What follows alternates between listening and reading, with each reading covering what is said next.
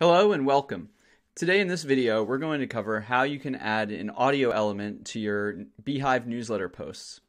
This can be useful if you want to have a different experience for readers when they arrive on your publication to listen to the content you've created versus reading. This can be especially valuable if somebody is in a car and can't be looking at the text itself or for accessibility reasons, but it can be a useful addition to any publication. And further, once you've recorded your newsletter, you know exactly how long it's going to take for somebody to read, and you can add that as an element. This newsletter will take 5 minutes to read, etc.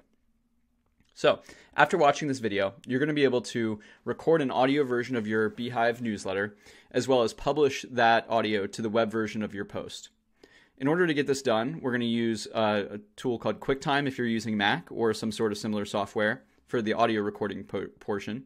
If you want to go through and make edits and really polish it up, you will need a different audio editing software, but it's certainly not required. And then we need a service to host the audio file so that we can access it through our HTML element. And so we're going to use Google Drive in this tutorial for the hosting service. But if you have something like a CDN or a CMS that can host audio files, you can use that as well. And we'll cover the instructions for modifying the code in this video. Lastly, this may be a little bit more code than you're used to dealing with, so we appreciate your patience. As a team, we plan on deploying audio as a native feature to the beehiiv editor by the end of the year. But until then, we appreciate your patience as you work through this with us. Without further ado, let's jump right in. So the first thing we're going to need to do is we're going to have a audio player kind of lined up with our text. And so in this case, I have QuickTime pulled up right here.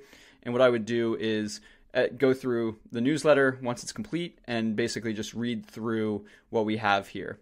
So once that's done, I can click Finish Recording, save that with whatever file name that I want. And in this case, we're going to upload it to Google Drive. From there, we want to right-click, click Share. I'm sorry. Well, yeah, that works too. We're going to change the permissions from the default of restricted to anyone with the link. It doesn't matter whether you say viewer, editor, whatever. You just want to make it that it's accessible by anyone with the link. And then we're going to go back to our beehiiv publication, and we're going to add an HTML element wherever we want to have the code, wherever we want to have the widget, where people will be able to click to play. So in this case, we're putting it in kind of close to the header before the actual content. There's going to be a link in the video below, and there may be a link within the article if you're reading this from a blog post, but we're going to link to the specific code. You'll notice here that there's a little section where it says Insert ID here. We're going to go over that in a second, but this is where you're going to put the specific file ID if you're using Google Drive. If you're using a third-party hosting service that's not Google Drive, like a CDN or your own website, you're going to take that entire file URL and you're going to put it here. Usually that's going to end in .mp3 or .acc, whichever file codec you're using. You're going to put the entire URL right here so that the code knows where to find that audio file. So we're going to copy this. We're going to bring it over to our publication. And then we need this ID. So we're going to go back to Google Drive. We're going to right-click. We already said we're sharing it with anyone with the link. We're going to just find this part after the D and before where it says View and USP sharing. So this whole string. We're going to grab that. We're going to go back to the editor, and we're going to drop that right here where it says Insert ID. So now this is implemented. We'll have audio in the web version. We're going to give this a second to save. And when we go to preview, we have this where we can press play.